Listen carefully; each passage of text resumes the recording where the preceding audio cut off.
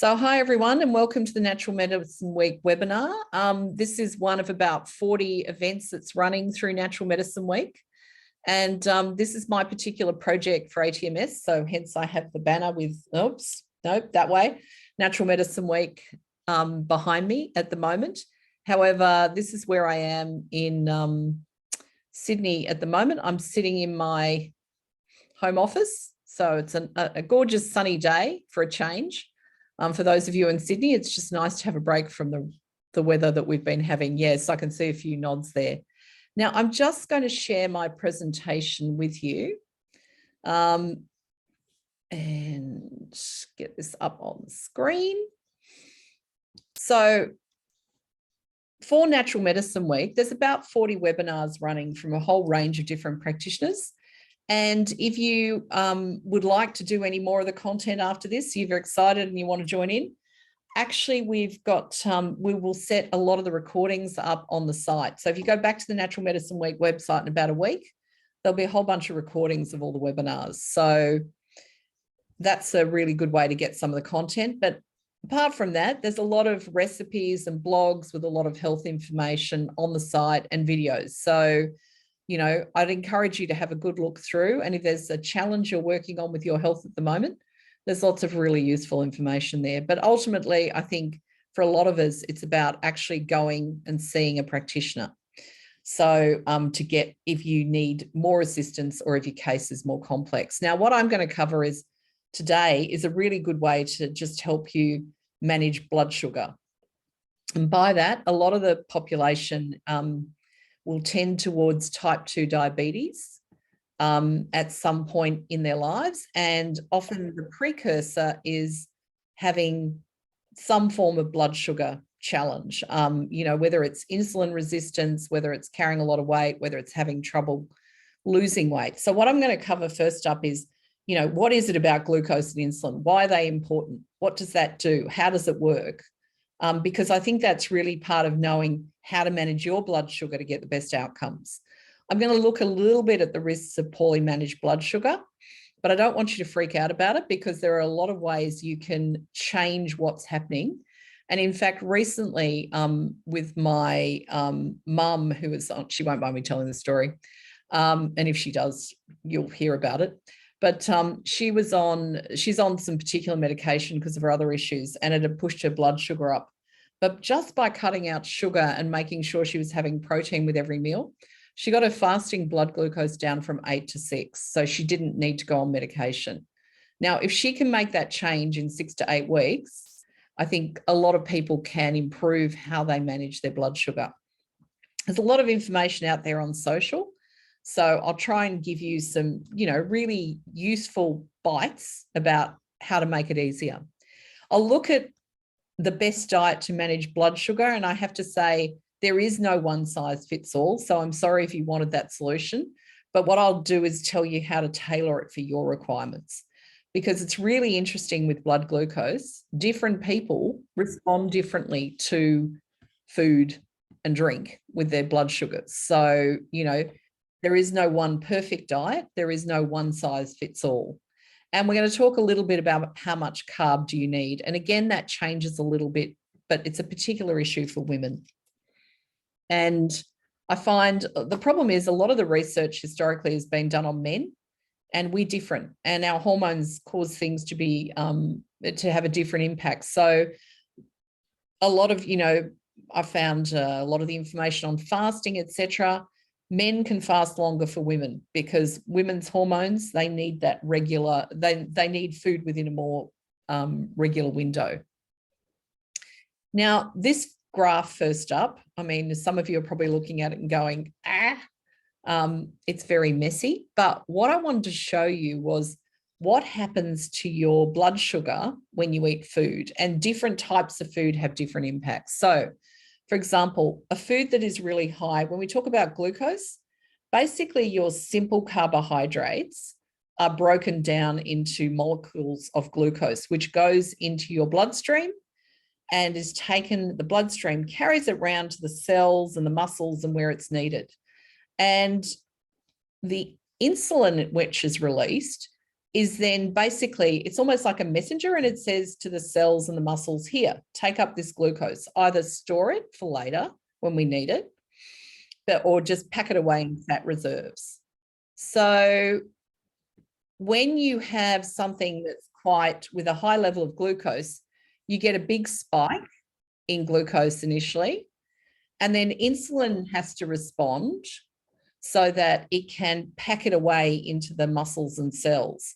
And you can see that some things that are rich in fructose, which is we think of as a fruit sugar, but I don't want people to worry about fruit so much, because fruit tends to come with fiber, which helps balance it out. It's the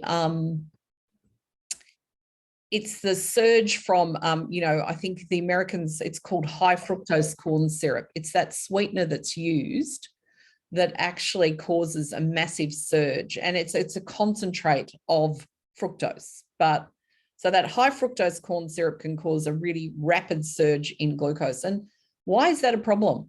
Well, the problem is that if you are doing this repeatedly through the day, so, if you're eating, say, every 2 hours and you're having, a muffin or bread or cake or whatever, you're having these surges of glucose, and then your pancreas has to go and pump out a whole bunch of insulin to respond to it.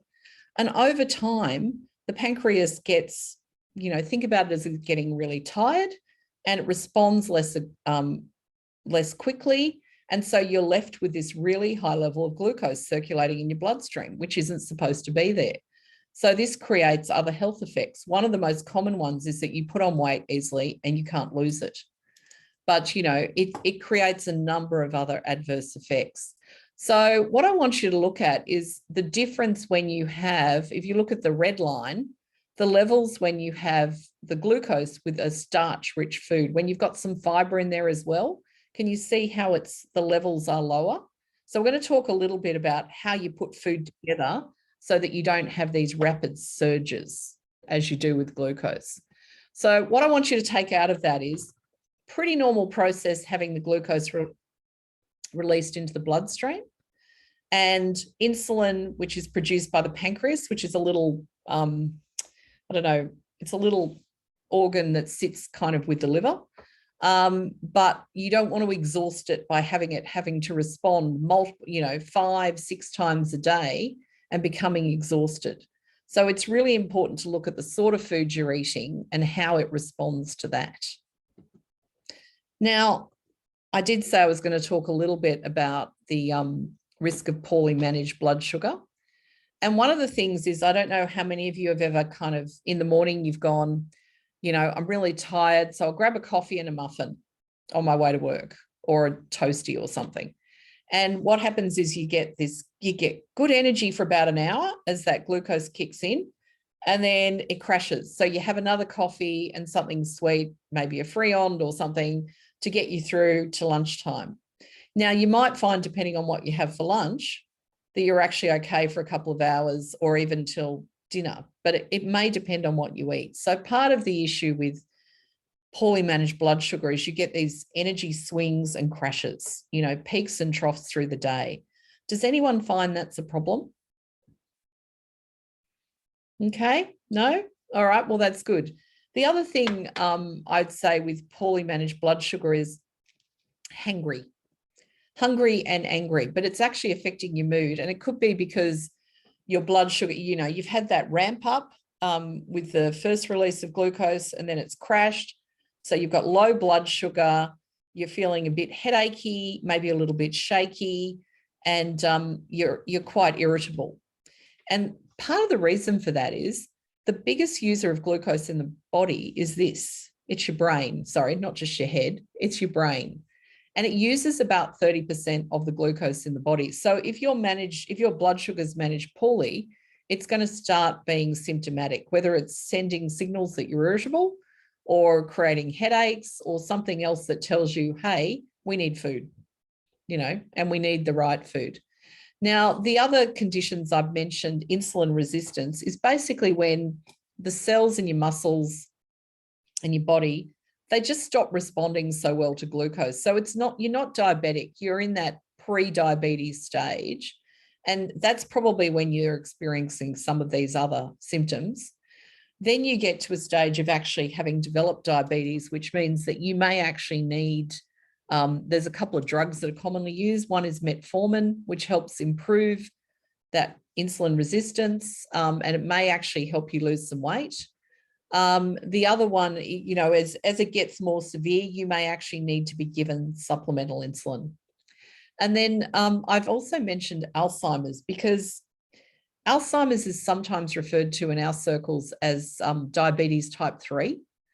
But you think about it, a lot of the research around Alzheimer's is the fact that it forms amyloid plaque. So whether the thinking at the moment is, you know, they've tried a lot of drugs to try and clean up this plaque, but is the plaque really there because of a response to repeated insults? And if the brain's a big user of glucose, maybe the poor insulin sensitivity over time starts developing these rapid insults to the brain.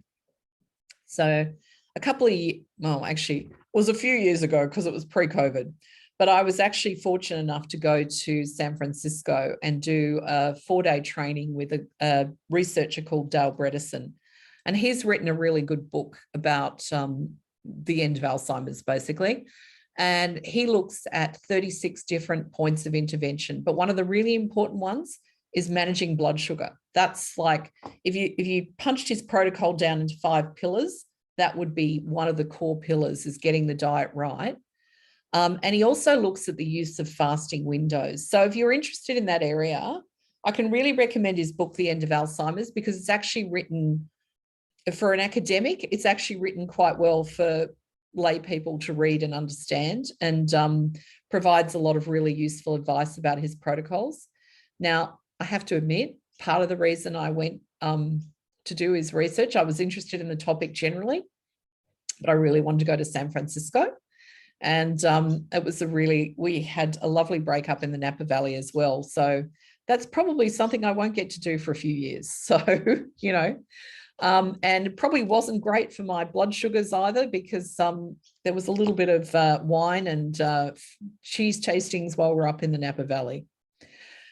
I can strongly recommend a trip to San Francisco, but I also think his work is really good. And he has published case studies now with about 300 people who've managed to stop the progression of their Alzheimer's or reverse some of the symptoms. So it is really interesting, but it's a complex program.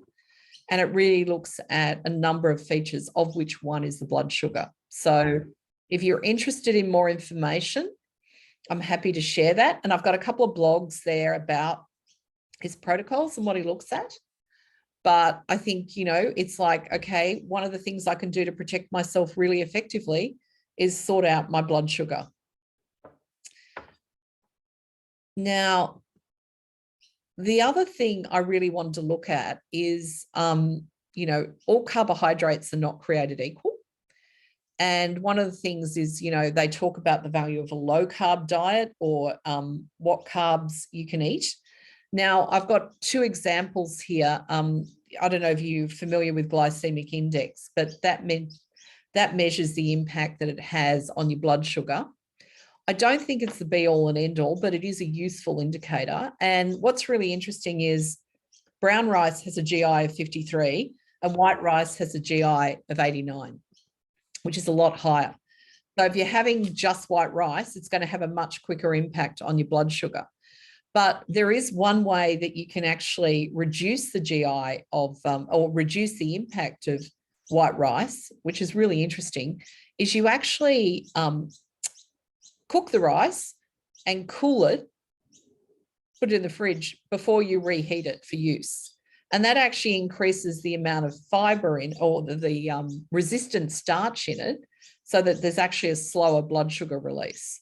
Now, from a point of view of managing a food over a week, I do find it quite useful to often pre-prepare a bulk of rice and have it for use in cooking. So, you know, in that way, you're increasing the resistant starch and you're reducing the blood sugar impact a little bit.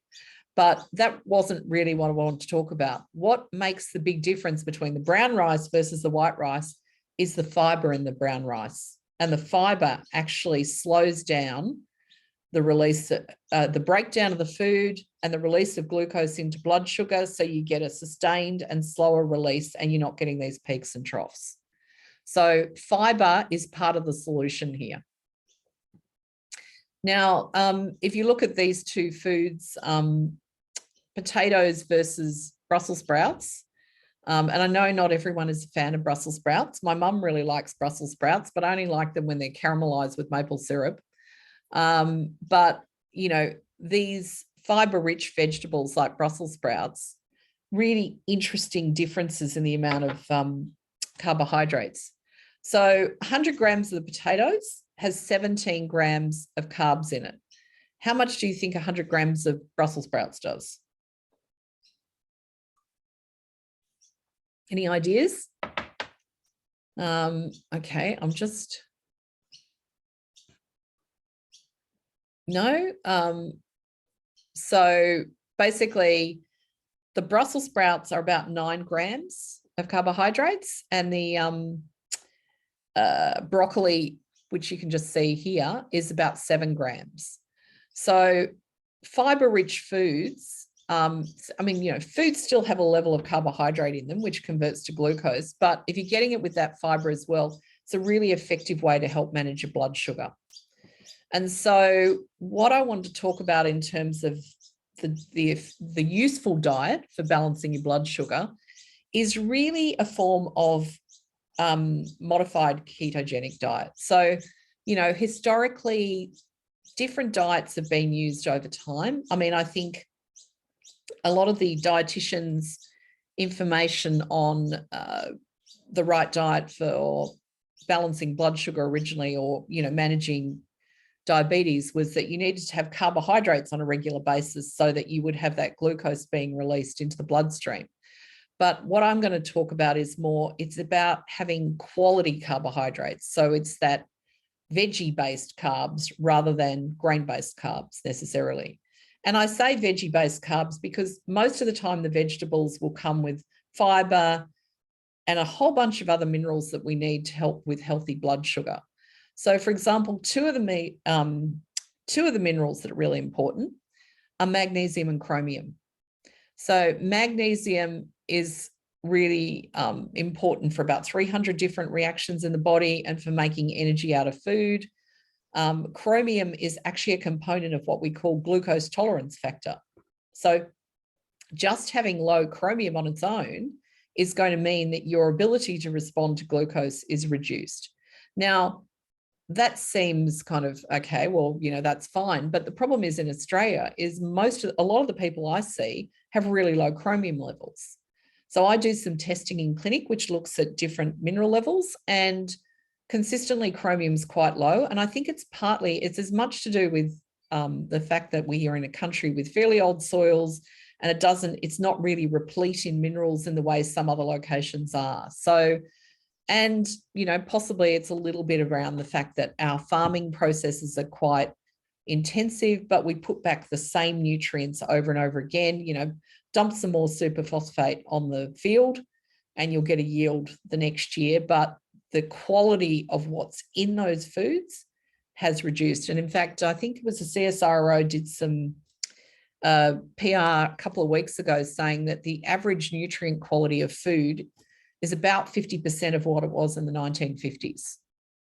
So even when you're eating the right things, it's harder to get minerals out of it like magnesium and chromium. So, you know, best quality food sources you can manage. And I usually try to go for organic as much as possible. But if your budget's struggling a bit, I'd say have a look in Harris Farm and get the organic foods that are in there that are seasonal, because that's when they're at the best price, but also best quality and best flavor profile. Now, what do you need to do to balance your blood sugar? Well, the thing is, what you need at every meal is things that will result in a slow release of blood glucose. So that's having protein, which requires more energy and actually uses energy to be broken down. So when I'm talking protein, I think you can see on the slide, there's pictures of fish and prawns and egg and cheese and Unfortunately, I didn't actually manage to get a picture with any good vegetarian proteins in there, but it also includes all your veggie proteins. So chickpeas, lentils, tofu, that sort of thing all count as well. And when I'm looking at how much, I want you all to look at your palms, okay? So an adequate quantity of protein in a meal is palm size, palm thickness, but it's your palm, not my palm, okay? So that's about the amount you should be having. If you're having a veggie protein, so a chickpea or a lentil or something like that, then it's 2, okay? Because there is a bit less protein in the vegetarian proteins. And to give you an example, a chicken or a piece of chicken or fish is usually about 20 to 25% of actual protein. The rest of it is a bit like us. It's fluid, it's other things as well. With your chickpeas and legumes, probably around 10 to 15%. Interestingly, green peas, which are actually a legume, are about 10% protein. So they're quite a, if you can combine that with other things, it's quite a good protein source. And then if I was going to do it, ideally, I'd say 3 handfuls of vegetables.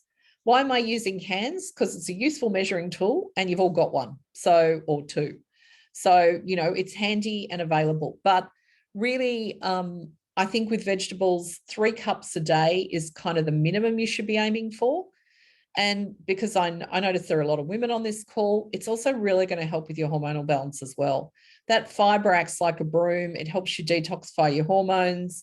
It really helps with effective bowel function, so you don't have things recirculating and creating problems. So, if you can get that 3 cups of veggies a day, you're getting a good level of nutrients. You're getting that fiber, which helps keep your blood sugar stable. But you're also getting, a really nice a level of carbohydrates in a really appropriate form. And, you have to eat a lot of broccoli before you get to the right kind of level of carbs for you. So you can eat more and feel full. The other thing I like to always include is a handful of nuts and seeds. I don't actually think it's actually could sort of be in the bottom of my picture, or could be a peanut, could be a potato. I'm not really sure. But when I say a handful, I mean about 10. And again, they're really rich in all sorts of nutrients that you can't get from other sources, particularly things like zinc and stuff like that. If you're vegetarian, it's going to be even more important. 2 to 3 serves of fruit a day. And I know I mentioned fructose, but again, with the fruit, if you're eating the whole fruit, you're getting the fiber and it's going to help you balance that blood sugar through the day. Some healthy fats, which if you're eating that amount of protein, you're probably getting it, but I'm talking cooking fats. So olive oil, coconut oil, ideally fats that are clean and unprocessed as much as possible. And, personally, I don't have a problem with people using butter for higher temperature cooking, as long as they're doing it quite quickly. And I think it often adds, if you can tolerate dairy, it adds really lovely flavor. Mushrooms sauteed in butter, yum. That's just a really lovely flavor profile. Then I would add probably a couple of serves of grain-based carbohydrates a day. So I think if you look at the typical food pyramid, they're saying 4 to 5. I'm talking 1 to 2. And a serve is half a cup of rice or oats or a couple of pieces of bread. And of course, hydration, because everything in your body, for your blood sugar to work properly, you need sufficient hydration or fluid to move things around your body. Now, often for women, that level is lower than it will be for men. So 1.5 to 2 litres is probably at the top end for most women. So if you had a, say, 60-kilo woman, she's not going to need as much fluid as a 90-kilo man. But if you're exercising, you need more. So I'd say if you're eating 3 cups of vegetables and a cup of fruit, you're getting a lot of hydration from that as well. You probably need to be around the 1 to 1.5 litres of water a day. And you can count things like your herbal teas as well in that. Okay, does that make sense in terms of how you construct the diet to meet your needs? It sits somewhere between, it's not a paleo diet because That would probably exclude some of the legumes and things. It's not a keto, it's not a classic keto because you've still got quite a lot of carbohydrates in there from grains. But I suppose the other question I wanted to go to was how many carbs in a day should you be having? And it's interesting because low keto would be about 50 grams. And the standard recommendation is about 140, which is based on that 7 serves of carbohydrates a day from the healthy food pyramid. So I'm going to say this is where it gets different for different people. And there's a really wonderful or fun Instagram called the Glucose Goddess. So I suggest you all jump on that after this. It's on Instagram. And what she does is she actually has used a glucose meter to track how people's blood sugar responds to various foods and food combinations. So for example, she looked at, if you have a smoothie with just fruit and milk versus having a smoothie with protein powder in it and the difference that makes to your blood sugar. So it's like a really fun visual way to see how different foods affect your blood sugar. And it really gives you some good ideas about what sort of things you can combine. Some of her suggestions are a little bit out there. I thought the margarita one versus the margarita and dancing was a bit interesting, but, I guess it's all about, balance. So balancing the margarita. But the other thing that really helps improve your ability to manage your blood sugar is regular exercise. And I'm presuming most of you actually already knew that, but the reason exercise is so important is because it improves the way your muscles respond to glucose. So if you can have some form of exercise every day and build on that, you will actually have better ability to manage your blood sugars. Now, the other thing is you will probably also lose a little bit of weight, which also helps with managing blood sugar. So there's multiple benefits. Now, what I have done is, because I've kind of gone through that food pyramid, I put a meal plan together. But what I'm going to do is I'm going to finish up with this PowerPoint, and then I'm just going to jump on to show you the meal plan I put together, which gives you an idea about how to manage your blood sugar and some combinations. But for those of you who are on here, just email me at christine@elementalhealth.net.au. Now, the reason I need you to email me is it's a really big file and I've got a problem uploading it on the blog. So it's just, when I was putting it together, I just put too many things in it. So I'm sorry, it's a little bit big. Now, the other, just some other resources, and look, I'll send you out a copy of these slides. I've got the link for the blog here. I've got the email and also just some of my social. So if you go on the blog, there's a lot of other really useful blogs and information. I think I've written over 100 blogs now. So whenever I go to a conference or I do a course, I tend to write 2 or 3 blogs with the content, and just because I find for me, it's a really useful way of preserving that information.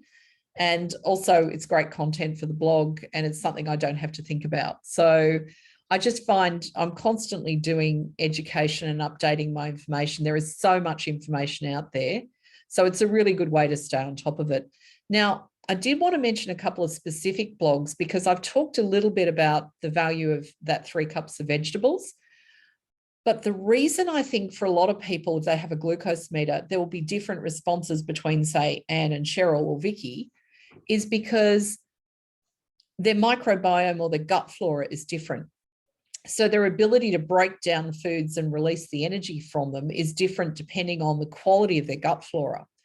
So there's one blog I've written there about 6 types of vegetables to feed your gut flora that I find, or to feed your microbiome, that's really useful, because if you can improve the quality of your microbiome or your gut flora, your whole health improves. So this is part of the reason I think some people who are, type 2 diabetics can have insulin and it doesn't, can have ice cream and it doesn't spike their insulin needs, and other people can't. It's because of the quality of their microbiome. And really all the research is done, if I had to kind of punch it down, I'd say eat vegetables and have lots of variety. So 30 different vegetables a week is the goal. Let me know how you go, because I find I'm really good at about 10 or 12, and then I struggle because I tend to eat the same ones over and over. So it's getting that variety in there. And the other thing that's really good for your gut flora is almonds with the skin on. So that's, again, why the nuts and seeds. All right, so what I'm going to do now is I'm actually going to stop sharing the that screen and just jump onto this meal plan so I can quickly show you what I put together for you.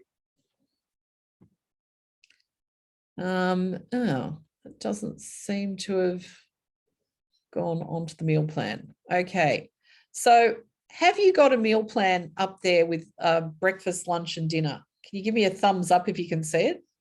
Great. Okay. So what I've put together is a group of recipes, and look, it is, it's not vegetarian friendly. I could, there are some suggestions, but not enough of them. However, what I have done is I've done some ideas for breakfast, lunches, dinners. Probably with the dinners, I would still want to add a few more vegetables. And I've also added in some snacks with things like hummus dippers. So you've got the chickpea, which is a legume, plus you've got, you know, your capsicum and your celery, and that's one good way you can add it in as a snack through the day. So whenever I'm doing meal planning with clients, I always try to have a combination of main meals that get used as leftovers for lunch the next day, because I think that makes it a lot easier for people. They're not doing as much cooking and food preparation. Try to give them some ideas about some healthy snacks as well. But what you can see on this is it also tells you how much these are all quite high on protein, so it's getting adequate protein in, but it also gives you an idea about the carbs, and I've kept the carbs lower. I would say for most women, I'm probably wanting to go higher than 50 grams of carbs. And I think the test for you is if you find your mood's down, you're too low carb.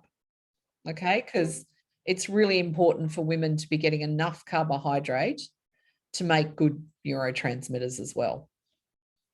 All right, so at that point, I'm just going to move to the Q&A section.